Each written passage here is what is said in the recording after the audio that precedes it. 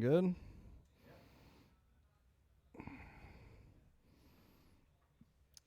All right, I think that we are actually live on the video now. All right. I like live video. Yeah. Is it audio live as well? Or Yep, audio's live as well, too. So welcome to another Jags podcast, episode 76. 76. 76. I know I say that every time, but that's insane. I know it is. It's crazy that we've come this far. And what are we doing for the 100th? We got to do something. I just broke in there right away. We thought about that. It's not that far away when you think about it. The 100th has got to be epic. Yeah, I mean, it's probably going to be during the season. So hopefully by then we're on like a win streak. And maybe we'll have some sort of like fan show because we're our fan show. That'd be awesome. Yeah, so we'll do something for the fans. So be looking out for that for sure. But today we are breaking down linebackers. Ooh. And yay. Ooh. When we started this positional breakdown, I wasn't thinking, man, linebackers are going to be depressing when we get there. No, I mean, why would you? Because we're kind of stacked at linebacker at the time. But now I'm a little depressed. But I'm making a commitment right now because I know I get the reputation of being like, this is not on the fence. Then this is like a bold. No, I'm just saying I get the reputation of being pessimistic. True. And I think it's unfair, but it is what it is. People call me that. It is what it is. Probably call yourself a realist. I call it a realist. Okay. But I'm going to make the declaration right now that I'm going to try to show the positives of our linebacking core. I'm pumped. All right. So get ready for that. But before we get there. But first. But here's the catch. But before we get to that, make sure you follow us on Twitter, Another Jags Pod, Facebook, Instagram, Another Jags Podcast. We post on Twitter like all day, every day. Throughout these positional breakdowns, I post little cut-ups of each player on the roster, so we can kind of see. You can see a little highlight clip of them. I kind of break down what they're good at, things like that. So if you're a Twitter person, make sure you follow us, Another Jags Pod. Facebook and Instagram, we put our new episodes out there. We take comments from there, so you can write comments on there, and we'll read it. And it's good to follow. YouTube. If you're listening to the podcast, we have a live show for all these podcasts. We usually record Wednesday nights around 9:45 because that's when Joey gets here. And so you can actually go on our YouTube, Another Jags Podcast, and you can watch our live show if you want to see what me and Joey look like. Which, I mean, that could be a good or a bad thing in my regard. But the cool thing about that, though, is like we try to answer questions in real time with that. That's like you can interact with us all the time on other stuff. Thank you for reminding me. Yeah, Jason, log into that right now. But if you're watching as we're going and you put a question up there, we love that, man. Because, I mean, we'll stop what we're talking about and answer that question in a second. Yeah. Most of the time it's relevant to what we're talking about, which makes it even better. But, yeah, do that. I mean, as many people that do that, the better, man. We love that. Yeah, I mean, this is a fan show. We make no bones about that. We are fans. We are. So give us your questions and your comments. We'll read your comments because as we're picking up some viewers, we want the fans to be heard because we feel like that's an overlooked part of the Jags fan base right now is the fans. And I'll throw this out there for the fans right now. Yet again, I'm going to plug somebody who doesn't pay us sponsor-wise. Nope.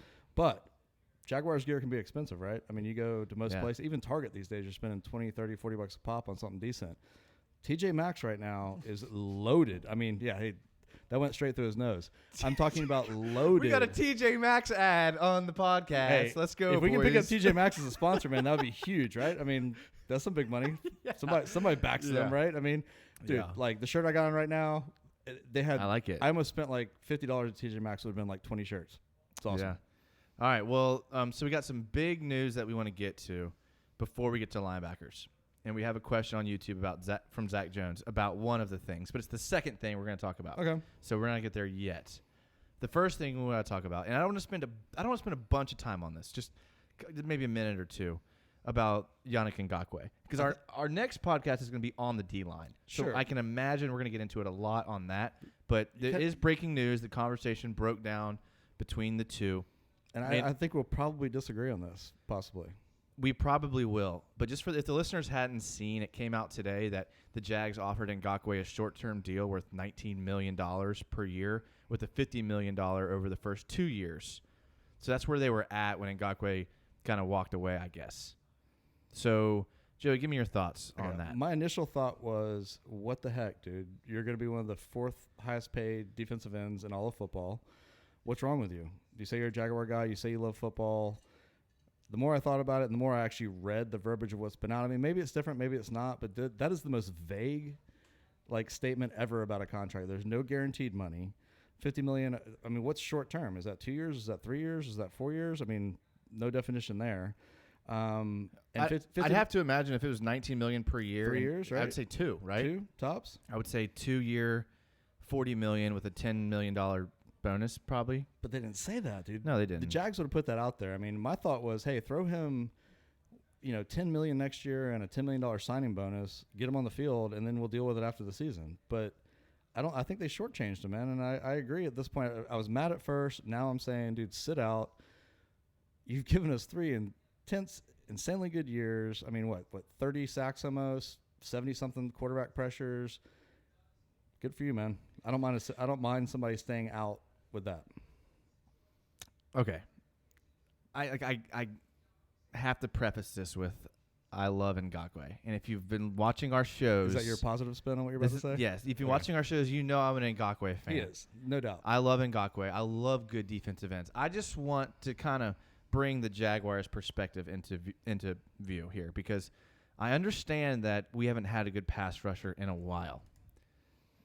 But think about this. You just drafted Josh Allen. Yeah. Who is literally the exact same player. I'm not saying they're similar. These dudes are probably exactly the same. Man, he might end up being better. Josh Allen. Yeah. You have Jalen Ramsey showing up to your stadium in a Brinks truck. And fans, okay, think about the fan outrage between Ngakoue not being signed and Jalen Ramsey not being signed. Where is it going to be greater, you think? Oh, Jalen Ramsey. Yeah, Ramsey. So times. If you're a Jags fan, I mean, realistically, you control Ngakoue for a couple years. You could franchise tag Ngakoue. That's true too. And you could keep him around, and you could have him and Josh Allen on the same team for 2 more years. So you're saying the Jaguars are completely in the driver's seat because of Josh Allen. Yes. If he doesn't show up, who cares? Because they're going to plug and play him in there. And it's not so much that they're in the driver's seat, but they just have so many contracts they have to sign. Would you rather have guaranteed Jalen Ramsey and Miles Jack, or Ngakoue, maybe not Jalen Ramsey and maybe not Miles Jack? Not even a question. Exactly, that's what I'm saying, because and I want Ngakoue to come back, but I understand what the Jags are saying here. Because, look, you could have Josh Allen going into his 3rd year with Ngakoue on a franchise tag, and then now you can let Ngakoue walk. You have a 3rd-year Josh Allen player, and you're in a pretty good position. You have Jalen Ramsey signed to a long-term deal. You have Miles Jack wrapped up. You can restructure Boye. I kind of got the hair on the back of my neck standing up. That's what I'm saying. Awesome. I know, but the thing is I know people love Ngakoue, and I do too, but it's just something to think about. It's a business. It's a really straight up business. It really is. We deal with our hearts. They're dealing. When they're right, they're dealing from the business side of it, and that makes a lot of sense. Yeah. So we'll see. I hope they can come to a deal.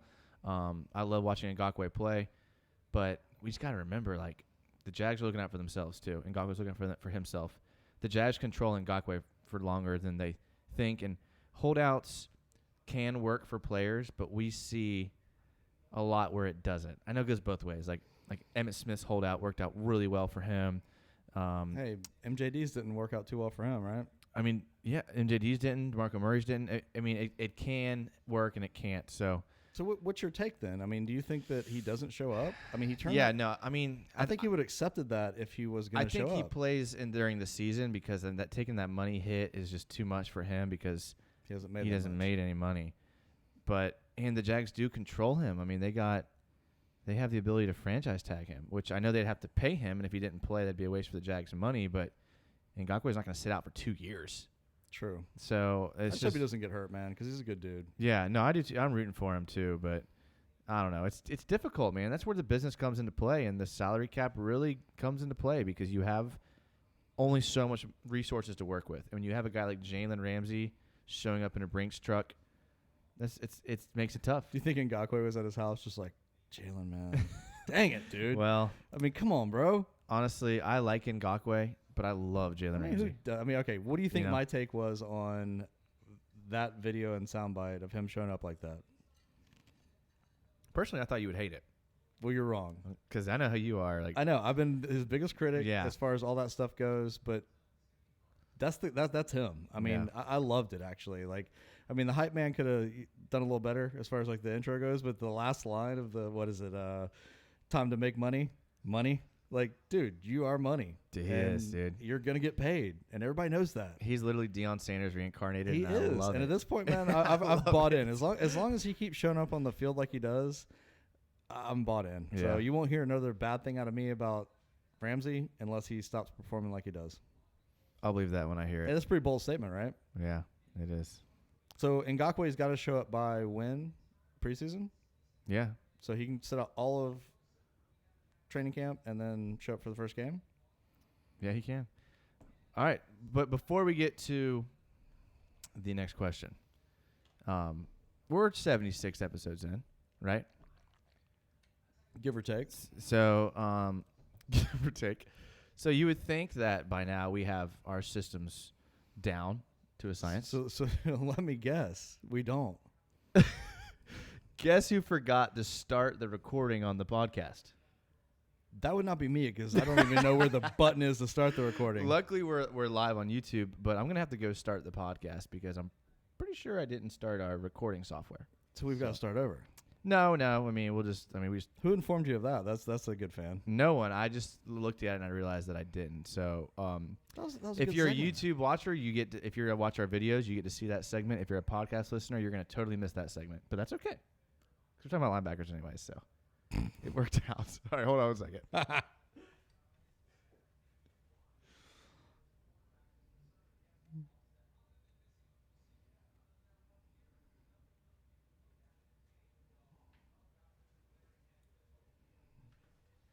All right, now welcome to another episode of another Jags podcast. The podcast. The podcast. The podcast is recording. If you're listening to the podcast, you missed about 10, 15 minutes of on our video where we kind of rambled about Jalen Ramsey. But this is episode 76, the linebacker episode. It is. It was Jalen Ramsey and Yannick Ngakoue. So if you want to listen to our banter about Jalen Ramsey and Ngakoue, you can go to our YouTube and you can watch our live video. And I encourage that because it was straight gold. It was gold. So make sure you go watch it. You can follow us on Twitter at Another Jags Pod, Facebook, Instagram, Another Jags Podcast, and like we said, on YouTube. So we talked about Ngakoue not being paid. We talked about Jalen Ramsey in the Brinks truck. You missed that. Sorry, guys. Sorry, podcasters. But some more news. That's not really Jaguar related, but it's like AFC South related. And we have a question on YouTube from Zach Jones. Here's Zach. He says, how do you feel about Taylor Lewan news? Feeling better about Week 3 Titans game now? Joey? I will not pick the Jaguars to beat the Titans until the Jaguars beat the Titans. But do you feel better about it? That's the question. There's no feeling whatsoever until we beat the Titans. They have our number. I mean, I would have felt great about them last season until we got ran over by a running back that I love to death because he's from here, but that didn't do anything up to that point. So, no, I don't feel any better about it. I feel better, and here's why. Because not only are we playing them early in the season when we potentially could be healthy, but we also are playing them on Thursday night. So they're coming off of a short week without their starting left tackle, with a pretty dog poo offensive line as it is. With who knows who's going to be quarterback by then? Mariota, Tannehill, and they have Derrick Henry. I suspect we'll be better against the run this year. We added some stout run-stopping linebackers, which we'll preview here in a minute. So I do feel better. I mean, you're bringing like facts and like actual football stuff into it. I'm bringing optimism to this show, Joey. You are. Episode 76. And everybody missed that as well in the YouTube clip that Jason is going to be optimistic. I'm going to be more optimistic. I guess I have to be pessimistic then because until we beat the stinking Titans consistently, I'm not saying we're going to beat them ever. I don't care who they have, what's going on. I'm picking them to win. Yeah, I mean, that's fair, but he's asking, do you feel better? I feel better because Taylor Lewan is a beast, and he failed a drug test, and we suspect PEDs. But his words are, at least he passed a polygraph saying that he didn't knowingly take them. That's awesome, Taylor. I mean, whatever. I would love to take a polygraph to see what I could pass. If he got suspended for that, though, that's not his first hit, right? Don't you get I think 4 games is the first hit. Is it? I thought you got one nobody hears about, you get put in the program, and then your first one's 4. It may be the case. I'm not too familiar with way, the look drug at the guy, protocol. Dude. He's obviously, eating it with his Wheaties. So, seriously, yeah, dude. I mean, I could have looked at that man and told you. Yeah. He doesn't need a test or a lie detector. Look at you, bro. Yeah, the eyeball test. He would have failed that one. But, yeah, I mean, being realistic, obviously, that is a huge pickup for us. I mean, yeah, their line is questionable. They got one good guy. They're paying more than everybody in the league, and outside of that, dude, bring it. I think we're going to eat them up on offense. Mariota's going to have another broke leg and busted elbow and whatever else. So I don't think Mariota will make it too long. I mean, I think Tannehill, and I like Tannehill. I think Tannehill will be better than Mariota. Awesome, dude. Yeah. But Tannehill could also throw, 6 interceptions or 6 TDs. I'm sure That's against true. us, he'll throw 6 TDs. And his pocket presence isn't great. I know he can escape pressure with his feet, but his pocket presence isn't great. I mean, I like our D-line against that O-line, and I like our secondary against him. What is that, 3? What's the third, fourth game of the season? Yeah, week 3. 3? Okay. Thursday night. So it's going to be 1-3 to start. All right, got it. The Titans? No, us. Okay, so this is the linebacker episode. If you've missed our past breakdowns, we've done an entire offensive breakdowns. We're to the defense. This is our first defensive position. And we start with the linebackers because it's probably our worst position. This is really where I hit my stride because I know so much about football and defense, so I'm ready. The problem is that these guys aren't. I mean, we're pretty thin. Let me just tell you who we have. Okay, we got Miles Jack. Everyone knows Miles Jack. He's a good player. We'll get more into him later. We have Jake Ryan. He's 6'2", 240 out of Michigan. He was a 4th-round pick in 2015. He was really good with Green Bay for his first 3 years, but then he tore his ACL in training camp last year. So we're not getting too far into it, but that's just who we have. You can't really gloss over that, though, because, he's probably one of the biggest upside but we're going to potentials jump on the into team, him. right? We're going to jump into him, right, but I'm just going through who we have on the roster. Fair enough. Okay, then we have Leon Jacobs. Most people are familiar with Leon Jacobs. We drafted him last year, late pick, real strong guy. His pictures of him, with his shirt off, went viral because of his muscle mass. Buff Bagwell. Yeah, I mean, he could be a pro wrestler. The guy's like a specimen. Yeah, didn't play a lot last year, but when he played, he played pretty well. Yeah, wasn't bad. So that's everyone that's returning. I'm not Jake Ryan, but that's everyone that at least have decent experience. Really, that's it? Yeah. So then we drafted Quincy Williams this year. He's 5'11", 225 out of Murray State. He's brother of Quinnen Williams, who was drafted in the first round by the Jets. And we'll get to more about him in a little bit, but basically undersized, hard-hitting guy, played more of a box safety at Murray State. He's going to get transitioned to the linebacker, so we'll see how that works. Here's where we start getting to the bottom of the barrel. That's it? We're already at the bottom? We are already at the bottom of the barrel. So we're deep is what you're saying. Yeah. So then we got Ramik Wilson. Ramik Wilson, who first name so threw you off. Ramik Wilson, who he went to Georgia, so Georgia fans may be familiar with the name. He only played 9 games last year, and 16 of them were at special teams. We'll get to him probably in segment 2 or 3, but we won't spend a lot of time on him, as you can imagine. Then we get to the undrafted free agents. We're looking at James Onwualu. He's from Notre Dame. He was undrafted free agent in 2017. Which we also got from another team, right? Yeah. He was with the Chargers, undrafted free agent, 49ers, mainly a special teams and a practice squad guy. I don't think he's even seen real snaps. He'll be practice squad for real. Yep. No way. Connor Strachan. It could be Strachan, could be Strachan. I don't know. We have to ask a Boston College fan because he went to Boston College. 6 foot, 230, undrafted free agent. We'll get more to him later in the later segments when people turn off the podcast. Thank God, because I won't have much to say about that. Then we have Joe Giles Harris, undrafted free agent, 6'2", 234 out of Duke. Ran a 4.7 40, not terribly fast, but is a good tackler. Again, we'll get more to him. And obviously the elephant in the room is we're missing Telvin Smith, who led the team in tackles, but also led the team in missed tackles. So there's that. I mean, he had a bad year last year. He did. What about Lorente McRae? Is he not? He's a D-end. Well, but he can also play strong side, right? Yeah, but he doesn't. He always lines up on the edge. He lines up on the D line. So he will not help out the linebacker core whatsoever. No, we're gonna like a specialty. Yeah, I know that's kind of like a gray area. It's kind of like a, but he's with that amount of depth, you don't see him possibly slipping in. No. That's a good question. I couldn't find very many snaps last year where he played a traditional linebacker role. Does that mean he could do it? He's probably in the same boat as Josh Allen as far as is he going to play linebacker snaps? We will see. So you're saying Allen could get put in there as well? That's a question on Twitter we're going to get to in a little bit. All right, fair enough. Here's just a little interesting stat before we jump into who we think the starters will be. And before we jump into the Twitter questions.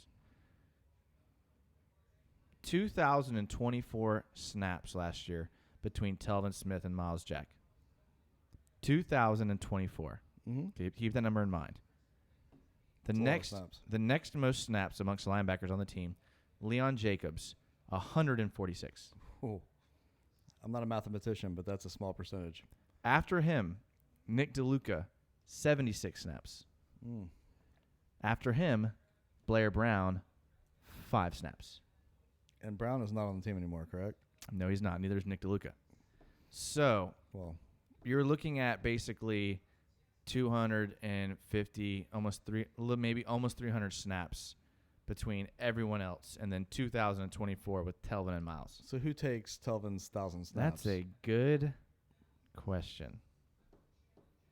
And that's what we're going to try to answer here on the Linebacker Podcast. After this break, I assume? No. That was a good tease, man. That seemed like a good... That seemed to be their break right there, dude. We got to plug stuff in somewhere. Seems like... Man, we've been doing this for 76 episodes, and you can't take a... I can't even hit the record at the right time on the podcast. Who are these people? Yeah, so, no, that did seem like a good time to, like a trailer, like a commercial. But no, we're going to continue on. on. Keep going. That's why people like us, because we just talk for over an hour about the Jaguars. All right, so let's get to the Twitter questions, because there's some good ones. Let me pull them up here real quick. All right. This question, we're taking this question first because it got the most action on our Twitter thread. So if you ask us questions on Twitter, we will definitely read them or comments. And I'm going to tease real quick because I teased this too late in the podcast last time, and then no one probably heard it because who's going to listen to us talk for an hour? Patrick Jackson, maybe? PJ and our I wouldn't even say my parents, but maybe your parents. I don't know. No, definitely not my parents. All right. So he said, this is what I'm teasing. Okay, we're doing a free fantasy league, another Jags podcast fantasy league. It's free to join, and we're going to give prizes like every week for the highest points. We're going to mail you like apparel that we have and things like that. Sign 8x10s of Jason and Yeah, I. we're going to maybe headshots of us. Absolutely. Maybe we'll send you a Miles Jack candle like the one we have right here if you're watching live on the YouTube. I was going to save that for when we talk about Miles Jack. We'll get there. But yeah. But anyways, it's going to be free. But we obviously there's going to be more than like 12 people that want to join. I mean, shouldn't we set it at 12 though? We're not doing. No, we're going to do 12. Yeah, this is going to be a hardcore league. 12 is no, we're going to do hardcore, and we have 2 of the spots. All right, so it's 10 people. There's 10 people left, and so we're going to choose the 10 by the people that ask the most questions. That's a great way to do it. So just giving you a heads up now, we're probably going to do that in a couple weeks. So you have like 2 weeks to get your questions in. Fair enough. Someone who does ask a lot of questions, and we love their questions because they're good, is Noah Bennett, and he's at the Noah Bennett. Yeah. And he says, what should the baseline be for expectations for Jake Ryan coming off of an ACL tear? Jake Ryan towards ACL like week 9 or 10 last year with the Packers. Ooh. So what are your expectations for Jake Ryan? I mean, it's not like he's a wide receiver. So, I mean, you can come back from an ACL quicker than, say, like a Marquise Lee or somebody like that. But my expectations are very high when he gets in. I mean, when is that going to be is the question. He's going to miss a lot of work early. He's going to be kind of out of rhythm with the defense if he's missing games. But, I mean, that guy has a lot of instincts. He's a solid position player. So my expectations are super high because they have to be because we don't have much other options. That's a good point. And as an optimist, I'm going to say I'm excited for Jake Ryan because he actually played really well until he tore his ACL. In the 3 seasons that he was with the Packers, he played 15 games, 16 games, and then 17 games. That's pretty good. 213 total tackles. Like, the guy is a good player. Yeah. We posted his highlights on Twitter. Most people were pretty excited. One guy did mention that a lot of his tackles were arm tackles. And means he's strong. That could be as strong. And you can't really give a fair assessment because I really just took like the best looking plays and put them on there because no one's going to watch a Twitter video of over 30 seconds long. So I just picked like the tackles he made in space where you could really see like what he could do and things like that. But I'm pretty excited for him because I think he's going to be a good player. If we look back at like his history with the Packers fans liked him a lot. And he graded out pretty well on PFF in his last couple of years there. But he's going to have to step up. And I think if we are expecting someone to take over the snaps for Telvin Smith because it's over 1,000. I mean, Telvin Smith played over 1,000 snaps last year. So I expect Jake Ryan to take a lot of them, especially in our base package of 4-3, early downs, beginning of games, beginning of halves. I think he's going to take a good chunk of that.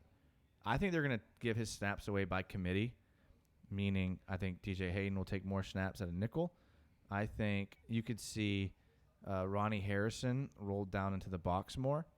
I think you could see even some more like jumbo packages with a guy like Lawrence McCray on the field, with a guy like Taven Bryan lined up more on the inside. Your boy Taven. Look, man, they're going to have to do something. Okay, it's 1,000 snaps they got to replace. So, all right, let me finish my take on Ryan, and then I'll throw something out that's probably stupid and crazy, but I want your take on it. Right. So, Ryan, I mean, an ACL injury in the NFL right now is what, 12 months, right? About right? Yeah. On your position group? Yeah. So he's like 11 months in right now. And where he plays, he could be fully recovered at this point. And do you think the Jaguars really pick him up if they didn't think he'd be ready medically? I think they would take a flyer on a guy that played pretty well. Okay, but I mean, do you think he's going to be ready by the first game of the season? Yeah. I think so too. I mean, he tore his ACL in training camp last year. Yeah, exactly. Yeah. So, I mean, I think he's going to be ready. I think he will fit into our scheme. Our defensive backs, our entire defense is going to help him. I mean, that's what it does for everybody. We have such a good defense that everybody plays better because there's less pressure on him. He doesn't have to be the man. Yeah, that's true. So I think the upside potential for him is huge, and he is going to be a huge part of our defense. If not, we're kind of in trouble with that. So segue to that, Josh Allen, could he plug in that spot? I don't think so. You throw money in Ngakoue and plug him in there. I mean, why not? He's a huge dude. Let's use this time to transition to a Twitter question from Jason Rat, and he's at RatHCP. And this is a shout out to the state of Utah. The Utes. And he said, do you believe Todd Wash when he said Josh Allen will strictly be a pass rusher and won't be playing linebacker? I don't believe Josh will be lining up as a linebacker, but will he drop into coverage from D-end position from time to time? He absolutely will. There's no way possible they will not use him like that. He's too much of a physical freak not to. He's too fast. He's too smart. I mean, he could do that at Kentucky. He could just be the rusher because that's what they needed. I think he absolutely will. If we're going off of like the past of Todd Wash, is he drops a D-end into coverage, watching Dante Fowler, watching Yannick Ngakoue, about once per game. It's not going to be that way this year. You think it'll be more? Absolutely. If he doesn't, he's stupid. Well, the thing is like if you play a good quarterback with good like awareness and he recognizes that, like that's an easy hitch, easy slant. That's easy, like right there to the receiver. But to a quarterback that's not so good, like a Ryan Tannehill or Marcus Mariota, that's how you get interceptions. So it's kind of this balance game. I think it kind of depends on who you play. We play a lot of good quarterbacks this year. So that's more of a gimmick play then. It's not. I mean, it's called a zone blitz. Not so much gimmicky as it is like you use it rarely to get a turnover. Okay. And because you understand that it's high risk, high reward. So you hold that in your back pocket until the right moment and hoping it pays off. I hope you catch him off guard, yeah. So when you have a guy like Josh Allen who has great athletic ability, you may be able to use it more. Ngakoue, Fowler, they were okay at it. I think Josh Allen is better than both those guys as far as being able to drop into coverage. He showed at Kentucky he's able to do that. But I don't think we're going to see a lot of linebacker snaps out of him, just like Todd Wash said. So, I mean, if Ryan's not ready and if anybody else gets injured, though, I mean, I'm talking more of like, hey, Paz ain't coming back. He's not walking through those doors. I mean, you're going to have to make adjustments. There's not like you're going to – are they going to make some moves like in the offseason when people drop people out of camp, get some just bodies off the – I mean, that we don't want to hear that. Well, this is the optimistic take, right? I mean, so – I'll answer that question. I mean, Leon Jacobs takes like 900 more snaps than he did last season? I mean – yeah, I mean, I was going to say I think Leon Jacobs is the guy that steps up. So he's the one. Yeah, because I like Leon Jacobs. And, I mean, Leon Jacobs, 12 tackles, only 1 missed tackle. Here's the only issue with Leon Jacobs. And this is going to sound really bad, and it's not as bad as it sounds, but it's not good. Okay, so have I like primed you? You have. I'm ready. All right. I'm thinking this is like lukewarm water. So they've targeted Leon Jacobs 7 times last year. Meaning other teams? Yes. Okay. Meaning the receiver that he was responsible for, he was targeted. Like the quarterback picked up on the fact, hey, rookie's on this dude, I'm throwing that way. Maybe that was the thought process, but whatever it was, sure. Leon Jacobs was covering the guy that was being targeted 7 times. 6 receptions were made. Now, I know that sounds like really bad, and it's not great, but you have to understand, like a linebacker picking up a slot receiver or even a running back out of the backfield. It's not the easiest thing. No, and you're going to get a reception, but if you make the tackle for a yard or 2. I mean, how many times was Telvin Smith like so out of position? You're like, dude, what the hell is that guy doing? Though? Well, I mean, Telvin Smith led the team in missed tackles, so that's probably not a good. But my point is, yeah, no, you're right. He's taking Telvin snaps. If he's off on a bunch of plays, it's not like it's that much different than last year. I mean, Telvin's living off his 2017 season. Yeah, I mean, honestly, he was horrible last year. Yeah, I mean, it was his worst year since his rookie year, no doubt about it, and that may attribute to some maybe of his like mental issues, if that's what they are. I don't want to speculate. It seems like it is what it is, but do we have any Telvin specific questions? We do not. Okay, I guess people do not care about. I'll throw it out Smith. there because it's weird to me that one of our marquee players falls off this cliff, has all these issues, has all these like weird, tweets and Instagram videos. And is he going to be there? Is he not? And then today they just throw him on the retirement list. And there's really been no coverage, no talk, no anything in 2 months? Well, I think all of it happened when he announced it. But, I mean, now is like the time, like training camp, you're reporting training camps. If you're not there, you're. I mean, I think a lot of people fully expected him to kind of show up at this point, though. I mean, I was kind of. I don't know. Okay, maybe not a lot. Let's say 20, 30%. But, yeah. I mean, the fact that the dude is really not playing this year, that's not getting enough play in my mind. Because, I mean, dude, who does that? I mean, if he needs the time as a break, then take it. But does he really think he's going to come back into the NFL after a year off and just step back into the role that he had with whatever team, Jaguars, whoever? It doesn't work like that, man. This is the best of the best. I mean, he's young. Maybe he can do it. I mean, I don't know. Maybe Telvin with a 65.2 overall rating last year, lowest rating since his rookie year, 64.8 against the run, and this is where he just was dropped off, a 47.9 grade at tackling. Because his angles were horrible. It's like, dude, Telvin's speed is what makes Telvin a beast, and so he should be able to make tackles. I agree. He led the team in tackles, but he also led the team in snaps. So take it for what it's worth. I mean, he's still. I'm a big fan of Telvin. His pass rush 68.4, coverage 65.2. He was consistently marginal in every grading besides tackling, where he was just really below average. And again, I guess my whole point with that is that Telvin, dude, I picked an FSU player as my favorite Jaguar defender that wasn't named Ramsey, and I'm kind of getting burned by that because I love Telvin, dude. I thought he was awesome. 2017, the guy was a beast. He was fast. He was flying on the field. He was lighting people up. And last year was the exact opposite of that. So I don't see any reason why somebody like Leon Jacobs can't come in, get 75% of the snaps that he got, and do as well, which was mediocre last year. Yeah, I mean, I agree. I mean, Leon Jacobs, I hope, is the guy that steps up, but I mean, it's hard to know because he didn't play a lot last year. Or I guess more importantly, I think you could plug somebody in there and he could be similar to the way he played last year. Maybe, I don't know. I hope so. I mean, Leon Jacobs' grades. I mean, granted, this was 146 snaps compared to Telvin's 1,020. Run defense 68.8, higher than Telvin's. Total grade 71. I'm sorry. Total grade 68.8, higher than Telvin's. Run defense, 71.8, higher than Telvin's. Tackling, 74.1, way higher than Telvin's. Pass rush, 58.6, lower than Telvin's. Coverage, 61.8, lower than Telvin's. So, I mean, not bad. Not bad on 146 snaps for a rookie. Plus, have you seen his guns? I mean, the dude's jacked, for sure. That should give him like a couple extra points in every category. Yeah, that's true. We like those jacked guys around here. Call us what you want, but don't call us for fronts.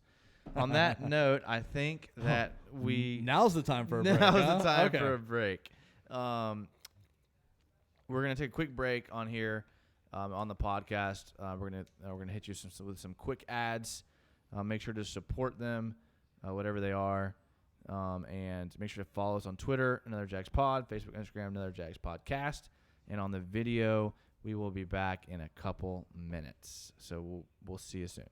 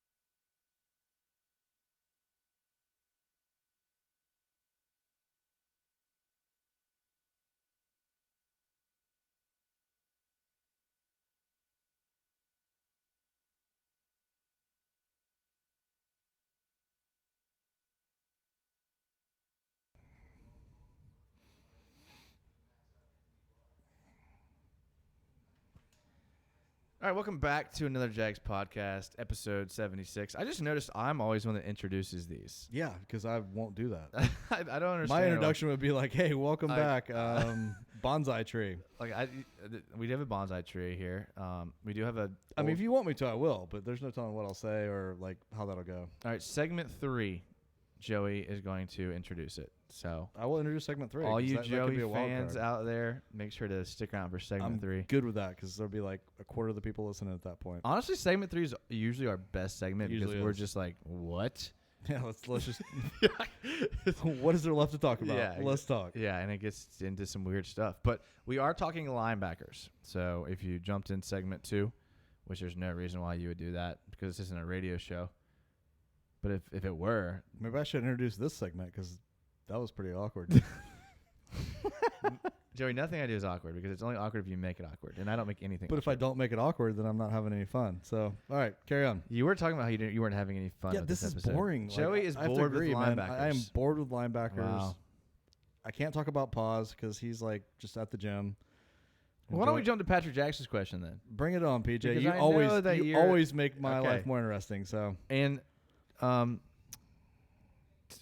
think I get it now. So I'm just going to throw it at you. This is from Patrick Jackson, and he's at – and keep in mind, Joey does not look at any of these Twitter questions. not. This is like straight off the cuff every single time. If you can't tell. I think we can tell. I think everybody can tell. So this is Patrick Jackson. He's at _Johansson. And he says, a lot of my favorite non-Jaguar footballers are linebackers. Who is your favorite non-Jaguar linebacker? My favorite non-Jaguar linebacker? Really? Ray Lewis? Oh, good answer. I wasn't even thinking like old school, retired. You got to go old school with that, man. I mean, the guy's a beast. I mean, he murdered somebody, got away with it, paid somebody off, had the best career out of any middle linebacker ever, became a Christian, born again, I mean, by all like regards, and is now like a legitimately nice guy that like is going to be in the booth and stuff, man. I mean, talk about backstory, middle story, after story. Who knows what's going to happen next with that guy? What's next? My favorite player is Ray Lewis. He murdered someone and got away with it. And then completely redeemed himself, man. I mean, everybody makes mistakes, right? I mean, at least he was smart enough to have like a number 2, like a fall guy for it. I mean, hey, Blackman, where was your guy? No, like, Matt Jones, where was your guy? You're digging deeper here. Come on, Dion busted it out there, didn't he? What did he say in the rookie symposium? He said like have a handler. Yeah. Yeah, these guys make millions of dollars a year. I mean, I'm saying that anybody should do anything wrong, but I mean, there's absolutely no reason why you should ever be driving yourself after you've had a few drinks at the bar or something. You should have a guy that does that. I mean, why wouldn't you? This is our new segment we like to call Life Lessons with Joey. I mean, seriously though. I mean, why wouldn't they? Hey, somebody has known you before you were famous, before you had money. You pay them $100,000 a year, and they do nothing but make sure you don't do something stupid. The only problem is those people end up usually stealing from you. That's the only problem. That's true too. Yeah. That's why you cap their salary at $100,000. Anyway, moving on. My favorite non-Jag linebacker, I really like Luke Kuechly. And I know he's just like the best linebacker out there, but like, why wouldn't you though? That's he's solid. I wish we had a guy like Luke Kuechly. And he didn't murder anybody. No, he didn't. That's probably a better choice. He's got concussions. Yeah, but he can't help that. So, I mean, really, there's always a stud linebacker. I mean, I could have gone with Urlacher. I guess I probably would have. Yeah, Urlacher's a good one too. I would have gone that I'm not even thinking old school, man. Like, I mean, currently. I mean, Bobby Wagner's good. Yeah, but I mean, I think most of the ones right now just haven't got to that like Hall of Fame level yet. For the most part, like they've had good seasons, but there's not like that guy. I mean, middle linebacker is an awesome position. I'm just saying in general, like you just expect them to play well, show up, be tough, be a defensive leader, and they don't get a lot of the glory. You know, I mean, they're not intercepting the ball for the most part. I don't know.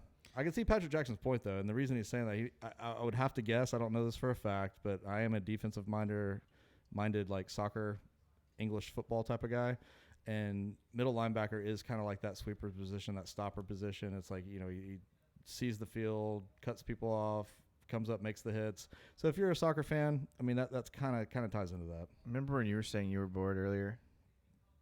Are you asleep? All that soccer talk about it put me asleep. Hey, that was like 8 seconds. And you like soccer too. Don't let anybody. Don't fool anybody. All right, we have a comment on YouTube from our good friend UCF Jaguar. The man. And he says, "What's going on, fellas?" We're bored out of our minds talking about linebackers. Yeah, we should have thought more about adding another position to this position breakdown, but we should have. But I mean, you can't really add DBs. You can't. Maybe safeties and linebackers. No. We're gonna go secondary all on its own. So UCF is just chilling right now. He's like just throwing it out there. Dude, UCF Jaguar is like absolutely killing it. Like, he is. Dude, his new like YouTube like background setting. Dude, the intros and like the cuts and stuff. Like he's got. If he's doing that, he's killing it, dude. We love UCF Jaguar. My man is absolutely killing it. And he doesn't have like me. I got you where I can just say, hey man, explain it to him. Like it's all him. Yeah. No, he kills it. I don't know how he does it. We're big fans of his. We have to get him up here. Like we've said this before, we got to get him up. Yeah. Yeah, I'm sure he'll come up here for a game. He says linebackers. Yeah. He says does Telvin Smith count as an old school linebacker? If by old school you mean quit on his team, because I don't remember any old school linebacker doing that. No, but you'll have to ask Joey because he's more of the old school historian here. I think he played that way though. I mean, 2017. That's why I liked him so much. I mean, he was fast. He hit hard. He tackled. I mean, he was just that guy that like you knew he was going to be in the mix. Like if he didn't make the tackle, he was the second or third guy there, and he was bringing him down. That was his thing. He was just full throttle all the time. And then last year it was like that, but he was just off on the angles and blowing by people. So it was, Here's what got me about Telvin, and sorry to cut you off, which fine. I normally do. Yeah, I'm good with that. It wasn't like the missed tackles got me, yeah. The bad angles got me, yeah. But what kills me, and I'm a big defensive football guy. Like I'm not trying to like technique. Yeah, like I coached defensive football for a while. Here's what drove me crazy about Telvin. Is the dude would misread his keys. So okay, stop right there because I'm going to interrupt you. Okay. What are keys? Keys, okay, so depending on what position you're at, and different coaches teach different things. At the snap, at your position, you are reading certain things. Like what the other players are doing. Right, so if you're a defensive back, you're reading the receiver across from you. If you're pattern matching, you're watching the the inside receiver, because he dictates what the other receiver is going to do. So you can play coverage based on what the slot receiver is doing at the corner position. If you're a D lineman, you're pretty much watching what the lineman's doing in front of you, and depending on what step he takes, that dictates where you're going to go and what kind of block you're going to have to take on. At linebacker, depending on where you're at, your pre-snap alignment, you're going to be looking at a certain position. A lot of times it's the guard. Okay, so if the guard pulls, so if the guard takes a step back and then pulls outside the tackle or across the line. Can I guess, is that a run play at that point? Yeah, and so you know, like you're going to need to scrape or you're going to need to get to a gap and fill a gap. Fair enough. If he pass blocks, okay, then you can guarantee you're probably getting a pass play or you're getting like a really well-designed screen play. Sure. Telvin. But it's going to be coming out of the backfield or a pass play at that point. Right. Telvin got his eyes in the backfield. Telvin misread his keys to where he was shooting up to the line of scrimmage on play action. And then trying to readjust. That is a huge no-no as a linebacker. And it's like that stuff you teach middle school and high school linebackers. And to see Telvin do that, something he's never done before, that's what kind of makes me think something was wrong with his head, because he never did that in his career. So missed tackles I'll live with. Bad angles I'll live with. But that all ties in together, though. Bad reading your keys at the snap. I mean, if you're in the wrong position because of not reading your keys correctly, you're going to make bad tackles because you're not in the right spot, and you're going to have bad angles because you're not even paying attention to where you're supposed to be running at. Yeah, I mean, it was so weird. It's like a whole package. The dude's broken. Weird. The dude's broken. Yeah, and he was last year, and he probably needs the year off. I don't think he will be able to recover from a year off because I have never seen someone do that before, but I think he may have needed it for his. I mean, I don't know. I can't comment. Fair enough. Yeah. All right. Brent Papineau on Twitter. I'm sorry, Twitter. Brent Papineau on YouTube says a non-linebacker statement. Thank you, Brent. Brent just made the fantasy football league right there. Brent's definitely in the fantasy football league if he wants to. He says he's just glad we have an actual player worthy of a holdout. It's been a long time since Maurice Jones-Drew. Great point, Brent. Man, I just got so happy. You're right. Like everybody's like mad he's holding out. Usually it's like, dude, you can't hold out, or like nobody's gonna hold out because they're just happy to get a paycheck. That's a good point. I mean, when's the last time we've had a guy that's been like worthy of a holdout? Other than MJD, who's held out, period. I'm trying to think. Okay, so let's think here. Let's say Linder. Like jail time doesn't count as a holdout, right? Okay, just checking. If Linder would have held out in 2017, which is stupid to ask because he's like the highest paid center. Yeah. Is he worthy of a holdout if Linder holds out? 2017 pre-injury. Yeah. He has injury history though. Yeah. Okay. I'm trying to think here. Man, I'm scraping here for a thought here. I mean, because Coughlin like paid everybody in droves, and that kind of got us in trouble. But Jalen could hold out next year. He's not going to have to though. Yeah, I think we'll pay him. Yeah. But yeah, you're right. Interesting. It's a great point. Good take. He also asked if you were a superstar Jaguar, how would you roll into the bank? Anything really crazy or wild? Dude, I mean, again, for the people who were not watching YouTube and were listening to the podcast, I'll reiterate what I said earlier. Because I forgot to hit record. Yeah, because I've been the biggest like Ramsey like critic, but man, dude rolled up like a boss. I mean, you can't do it any better than that. I mean, that was awesome, and I just hope that actually like he's got like a different like vehicle plan for every day of the week. Like tomorrow he comes in like a Mini or something, and there's like a whatever. I mean, like he's got helicopter, tank. A tank would be the only other thing I can think better than that. I mean, they all drive like sick cars and sick trucks and stuff. I mean, I don't know. It's a good question. Like, what would I do if I was like the man rolling up in there? I mean, in my wildest imaginations, I could not have thought of a Brinks truck. No, that was great. That's what I'm saying. It's like Ramsey is a genius when it comes to like the marketing side of things. Like, did he nailed it? I don't think it could get any better than that. He killed it with the Brinks truck. Yeah. I gotta admit. I mean, I think even like a helicopter is more cliched than that. Yeah. You know? Yeah, that's true. Like, where do you even get a Brinks truck? Maybe like a Hirsch, and like you put like the jerseys of like all the wide receivers in your division in there, and as you get out of the back of that, you pull the jerseys out and lay them on the ground and just walk off. Nice. That is good. That's good right there. You can do that. I like Hey, Rams, that. Did you hear that? I want to cut if that gets on ESPN. All right, let's move on to a Twitter question. This is from Angus Seymour, and he's at Dasgus. And he says, Do you think number 44 will come out with the Miles Jack-O-Lantern this Halloween as part of his candle range? That is genius. Another genius thing, man. I hope the Jags are listening because we are throwing them seriously. Ideas out the wall. Yeah, this is nobody's putting this stuff out there. Who was that said that? This was Dasgus, and he's Angus Seymour. Angus, you need to send that directly to Miles because that is absolutely genius. Yeah. No, that's good right there. And I'll segue that to the fact that this candle has been burning for almost a month now, and you got a lot of life left in that bad boy. It's a quality candle. It is. I'll admit, I was a little for $20. That's a little pricey, and it's a little small. But dude, that's the thing. I took a step back. If you're not watching our YouTube live show, which you can find on YouTube, we have a Miles Jack candle burning, and it's a little smaller than I thought it was going to be. It might be 6 inches diameter. Yeah, not too big, if that. Honestly, 4.5, 5. Yeah, it burns well though. It burns really well. What about the scent? How do you feel about the scent? It doesn't give me a headache, which most of them do. Yeah, it's soy. Is that what? That's what the difference is. Absolutely, which is what you want these days. Yeah, so not a bad candle. Is it a little overpriced?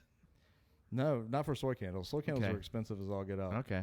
I don't know. I literally bought this because I just want to support Miles. Sure. No, soy candles are expensive, so it's fairly priced. Yeah. But a Miles Jack-O-Lantern. That's good. What would like the scent be though? Pumpkin. Dang. I'm dumb, dude. I'm sorry. Like I don't like my brain does not think. Yeah, like I mean, that. Dude, pumpkin spice. I would have 3 of those outside of my house. Like, bam.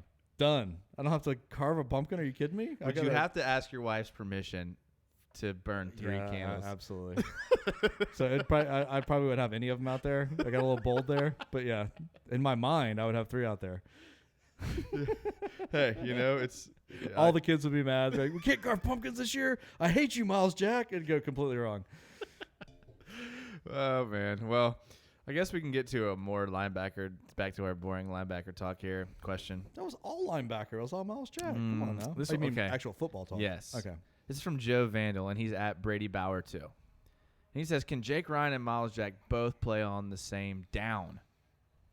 This is the question I've been waiting for all night. And we talked about this in our break just because I wanted to make sure I was correct in my thought process on it. But absolutely, because Jake Ryan is a middle linebacker by trade. Like, that's, I think, his go-to. Yeah. Miles Jack has been forced to play there, but I think he's way better on the outside. So if Ryan comes in and is really healthy and is going to be dependable, put Jack outside. Who cares where Telvin's at? Telvin? Telvin's going to be at home. Yeah. Oh. Meaning, like, who cares if he's there or not? Like, yeah, so I think we should differentiate between, like, we think of, like, middle linebacker as the guy that plays, like, in front of the center. Yeah, because that's what the name says. Yeah, and that's like if you played Madden growing up, like the middle linebacker was. Jason's about to roast me here. I'm not, Joey. I'm never out to roast you intentionally. But that's the whole point of the show is to inform the fans. Yes. The stuff they don't know. Yes. Yeah. So, in reality, what the middle linebacker is the guy that pretty much controls the field. He's the quarterback of the defense. He's the general. It doesn't necessarily mean he has to play on top of the center.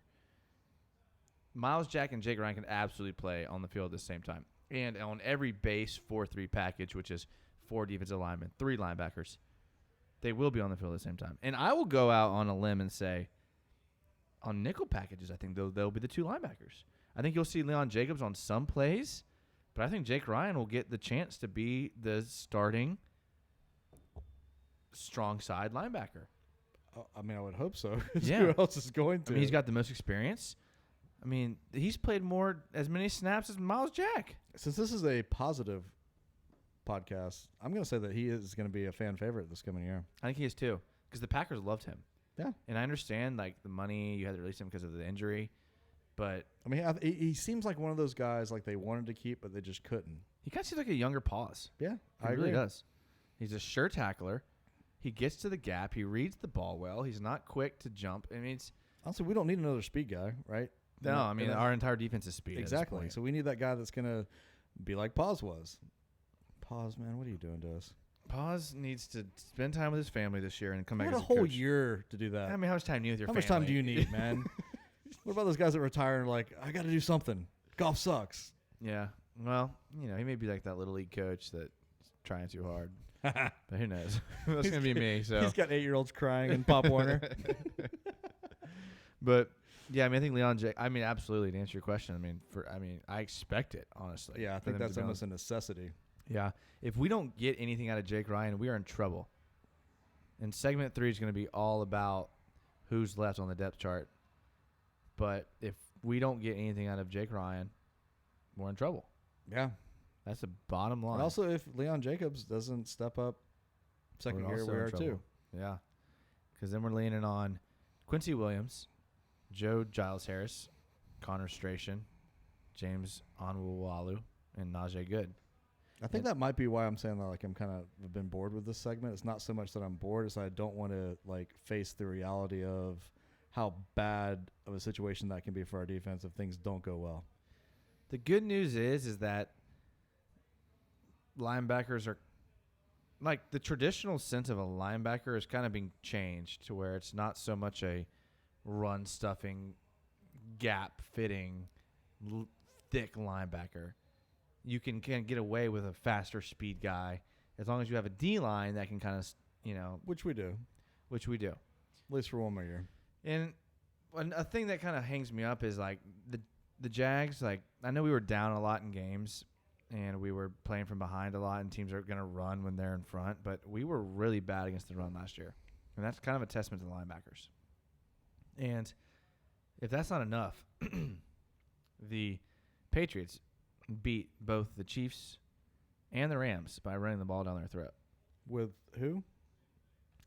The running back? Are you talking about? That I wanted to draft? Yeah, just going to throw it back out there. Sonny Michel? I don't know how well he did last year. I haven't looked up. He was hurt kind of, but yeah.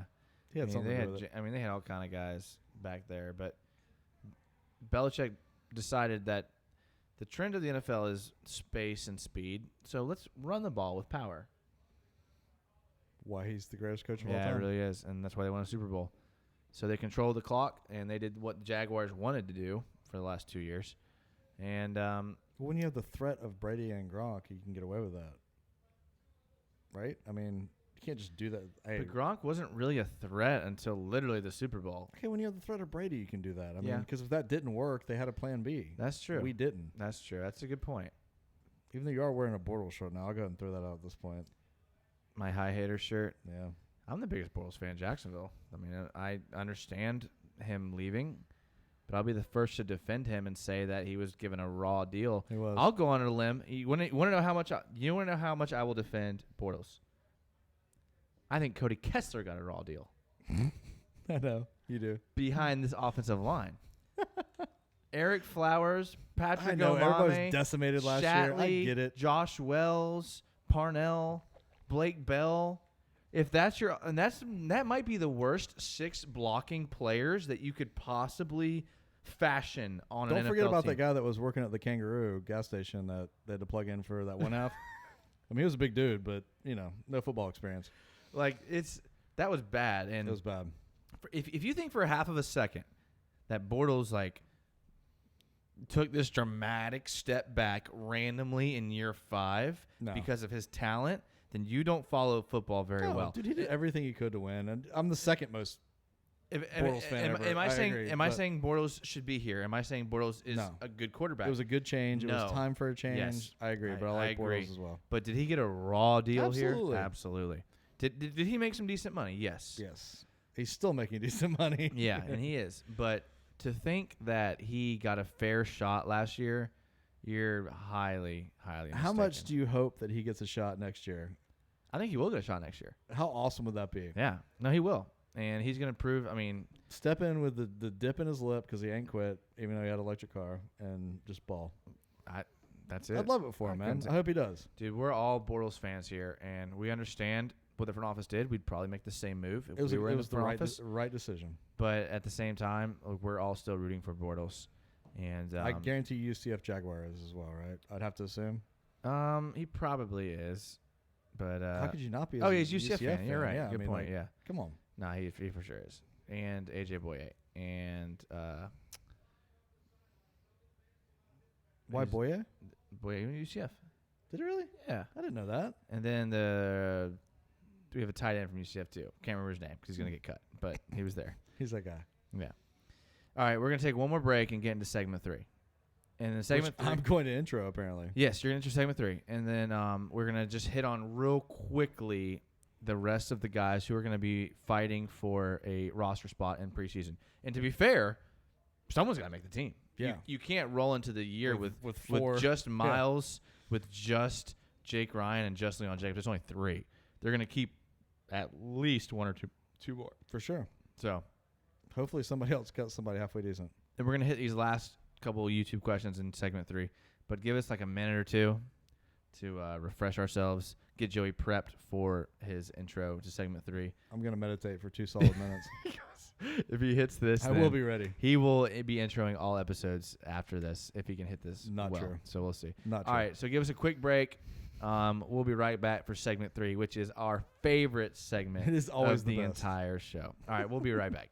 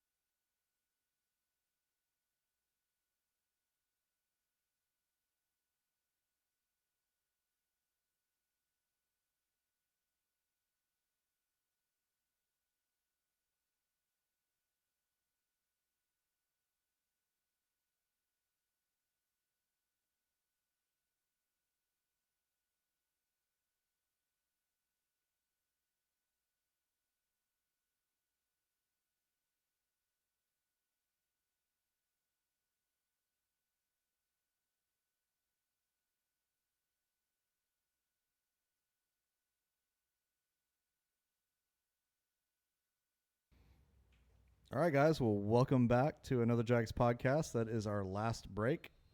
Got to pay the bills. Hopefully sometime soon we'll be able to pay the bills. But anyway, so check us on YouTube. Check us out on Big Cat Country. Check us out on iTunes.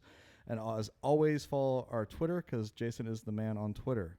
So I think we are back to our last couple Twitter questions and maybe YouTube question. Yeah, that was good. I like that. All right, fair enough. We got to do this more often. Yeah, I feel very stiff and... You feel good? That was good. Okay, that was great. good. That was really good. Maybe I'll do that one more time sometime. Oh, that's a... Hey, and he's playing it back for me. All right, so this YouTube, Scott Wood says, what up, fellas? Oh, Big Wood. What's up, bro? What up, Scott? We appreciate you watching. Make sure to hit us with any thoughts about the Jags. We will read it. And so he just said, "What's up?" He said, "What's up?" All right. So what is up, Joey? Well, I mean, Scott's a friend of mine from a long time ago. He's not a friend. He's not a friend anymore. Well, he still is. I used to work with him, and I think he's saying "What's up" because he came up. He's from Daytona now. He moved back, and I missed him last night. And he's kind of mad about that. So I think that was like a coded message of like a big, You bailed on him. I couldn't meet up, so yeah. Sorry, tough. Scott. All right, Brent Papino on Twitter says, will linebacker be a huge priority in the 2020 draft, at least looking forward today? And also he asks, is any free agent linebackers we may target for next year? I mean, I think it all depends on how everybody plays this year coming. I mean, we still have a lot of young guys, some guys trying to prove themselves. I mean, we're going to have to pick up, like you mentioned before the break, teams are going to cut people after preseason. We're going to have to pick up a couple bodies, and hopefully they work out. But, yeah, I mean, you got to kind of go draft-wise with somebody, right? I mean, a little hard to tell going into the college season who's going to be the top linebackers, but hopefully we don't have a high draft pick and get one like in the third round or something, right? I mean, I think it depends on how well Quincy Williams plays, because he could be a late-round steal. If you haven't watched his highlight film, he is very, very hard-hitting linebacker. That's good to know because he sounds like a 1973 country singer. Well, he's the brother of Quinnen Williams. Ooh, that's a plus. And he is I'm telling you, he strokes you. Half of his highlight film hits will be called for illegal hits. Oh, yeah, he's a spearing guy. He's a spearing guy. West Virginia? Where's he from? Murray State. Murray State, okay. Yeah. He's a racer. That guy's a Murray State racer. That guy is going to hurt somebody next season. Yeah. But to the second part of his question, and literally he's the only guy that could shake out, that could make – and if Telvin comes back, literally. Yeah, but Williams, man, he's fast, and he ain't scared to hit somebody. So yeah, I like that. As far as free agents in 2020, we're looking at the list right now, and there's some guys that play edge that are listed as outside linebackers, Von Miller, Jadeveon Clowney, not really what we're talking about here. Fun fact. Your boy Dante Fowler Jr. will be a free agent in 2020. Any chance we get a reunion of Dante Fowler and we return to the Dante Fowler podcast? Absolutely no. So before you answer that question, though, do you consider Miles Jack a true middle linebacker at this point? No, right? In the sense that he. As a defensive captain, a field manager, See, I don't like to get caught up in the term middle linebacker because when 60% of your snaps are played in nickel, what does middle linebacker mean? Like that's my only thing. Can he help the younger guys make sure they're in the right position, make sure they're picking up their cover? Absolutely. You fully believe that he's capable of that from a mental standpoint? Yes. And this year I think will be his prove it year, and I think this year he will earn himself a contract that will make us all forget about Telvin Smith. That's my bold prediction. Segment 3, bold prediction right there. I'm on board. Bobby Wagner will be a free agent, a 0% chance he hits the market. Seattle will do probably everything they can to re-sign him. Nigel Bradham, Jabal Sheard, free agents. Nigel Bradham will be 30, 31.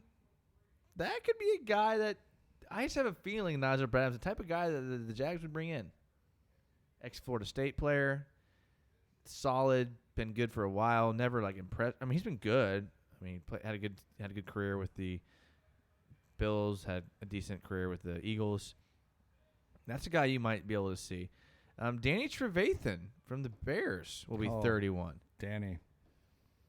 That's a guy. I mean, again, there's gonna be people out there, and that are available. Whitney Merciless, I know he's technically a DN. He's that 3-4 outside linebacker that is considered a linebacker, but not quite there. AJ Klein, I can't imagine New Orleans will get too far from him. It depends on what he demands in the open market. Someone might overpay for Klein, and the Saints may not be able to re-sign him with Davenport on the team. I don't know. Outside of that, you're getting pretty thin. I mean, Terrell Suggs is on this list. Which he's like 90. 38. Which is 90 in football terms. Yeah. Michael Kendricks, who can't land anywhere. I mean, Shaquille Barrett. There's talent there.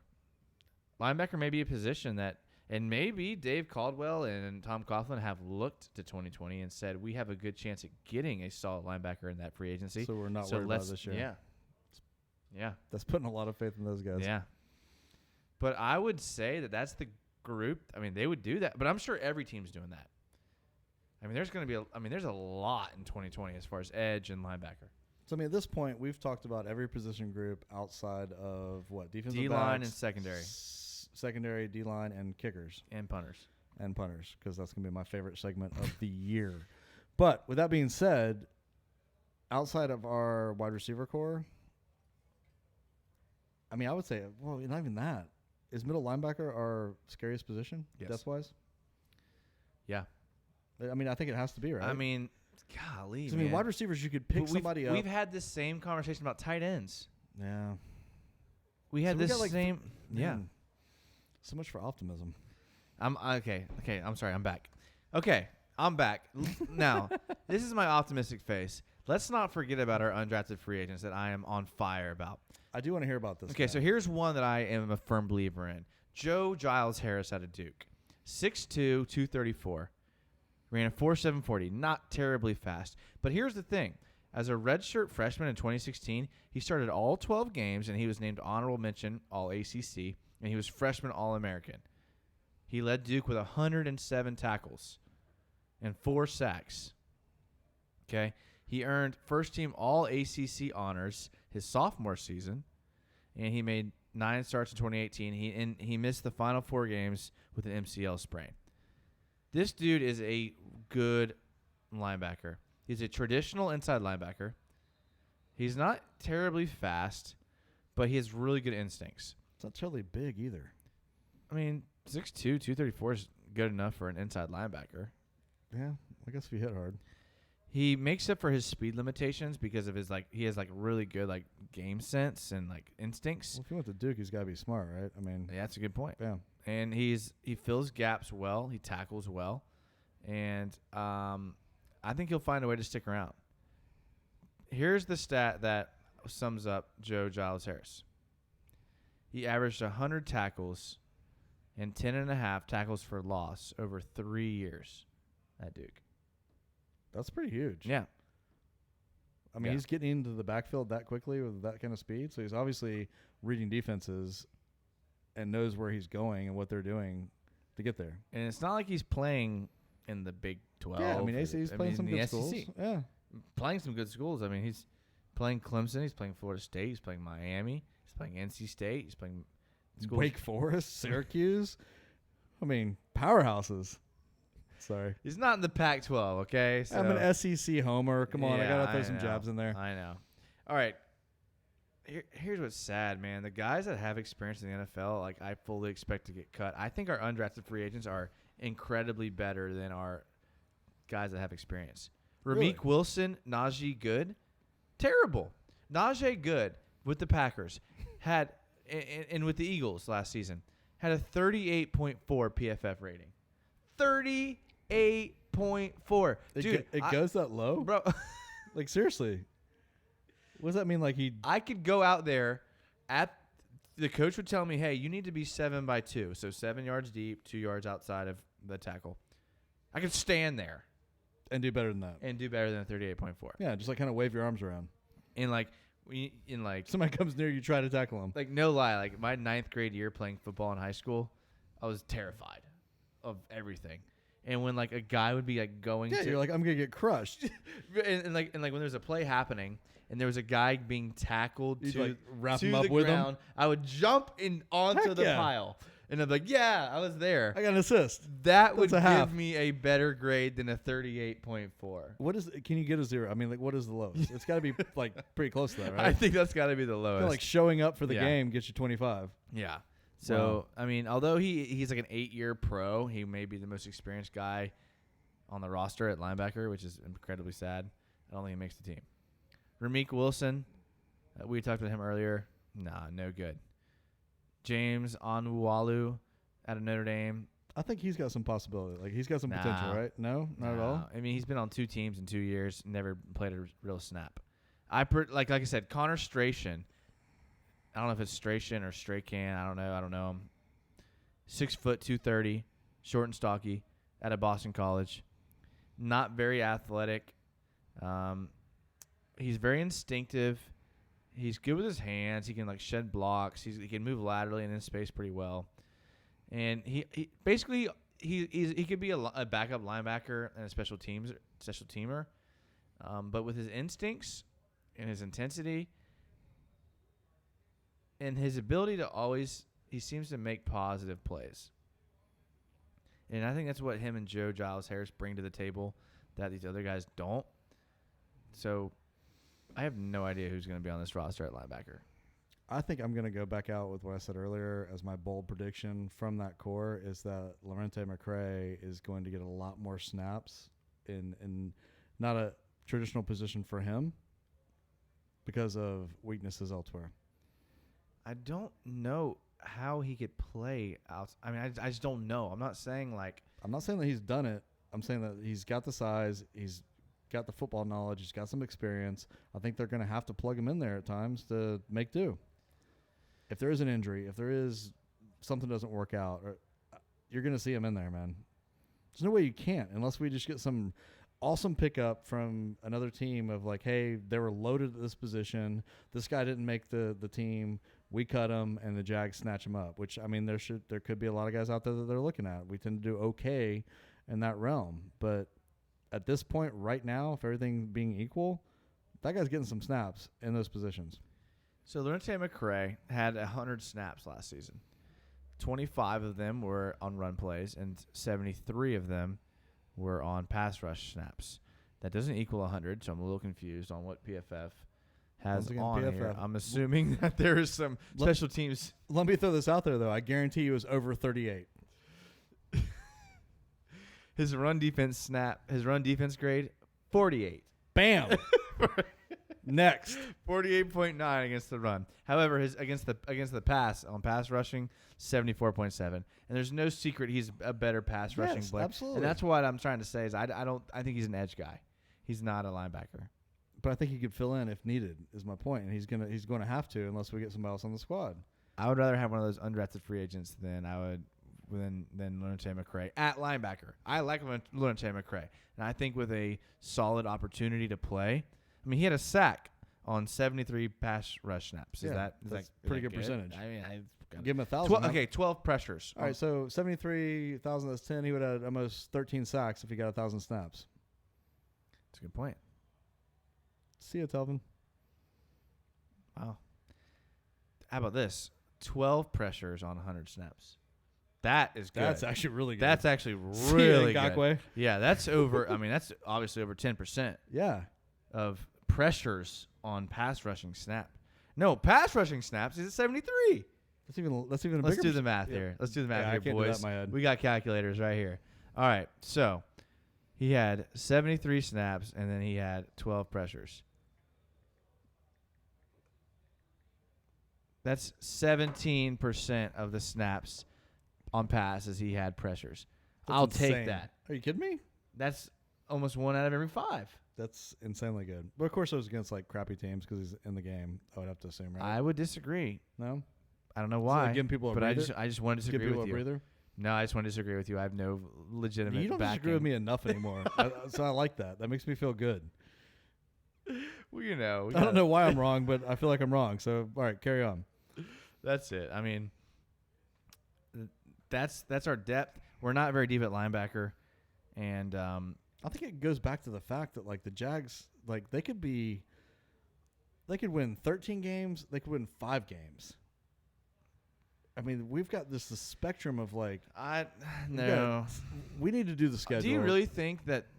I mean, we're obviously gonna have an episode where we talk about the schedule. Of course. But do you really think 5 games is the floor? No, I'm exaggerating. I don't think 13 games is the top like, either. But we could be 11 games or maybe 7, 11 wins or 7 wins. I mean, maybe in that range. But that's a fair. That's but it's a pretty wide range, especially compared to last year. And there's just a lot of unknowns. I mean, we have a lot of like strengths. We have a lot of like, hey, we're gonna be top 5 defense in these categories.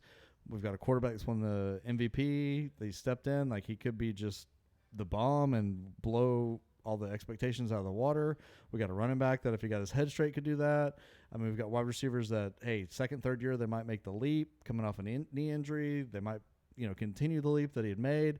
I mean, it's just like all these expectations that are if, hopefully, but if they don't, it's kind of like a normal Jags preseason, right? So without looking at my computer, which I think you're doing.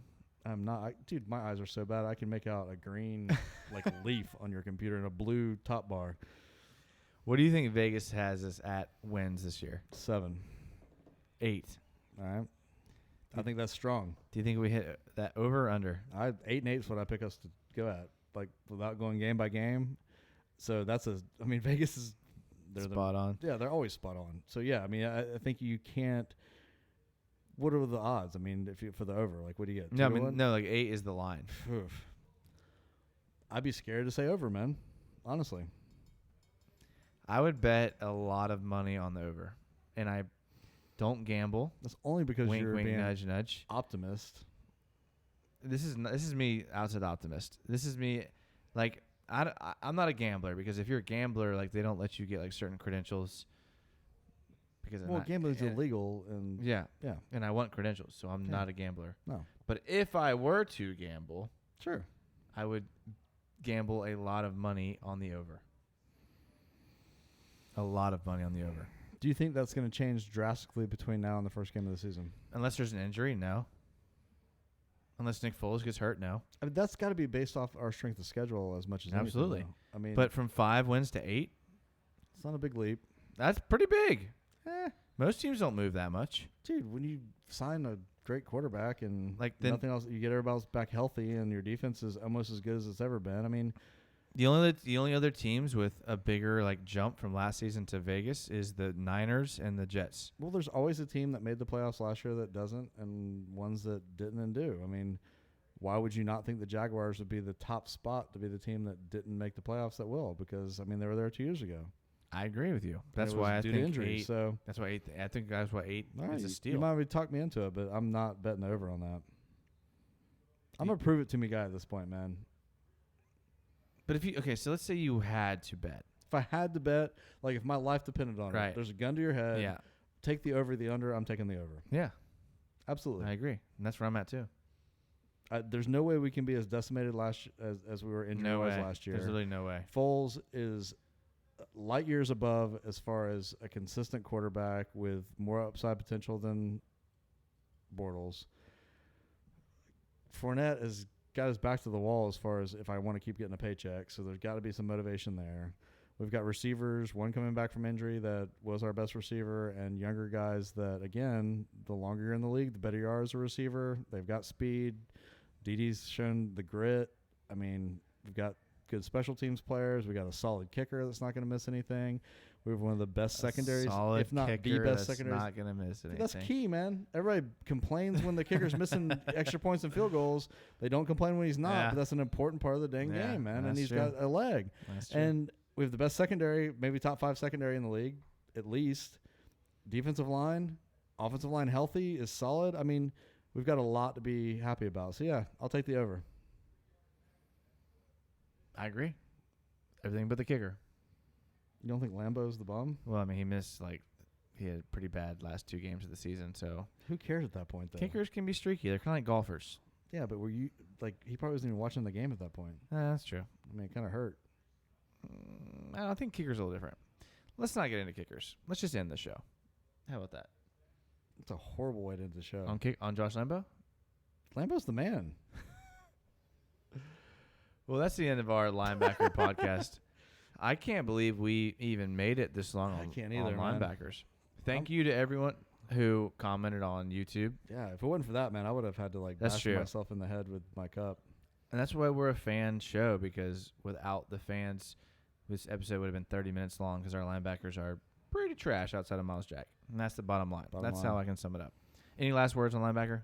No, but I'm excited about the fantasy league because I just rattling through the Twitter questions. There's like 4 or 5 guys that dominate the Twitter questions. Yeah. And I want to play fantasy with every one of them. So that sounds like a lot of fun. And if there's 4 or 5 guys that dominate, that means there's still 4 or 5 spots up for grabs.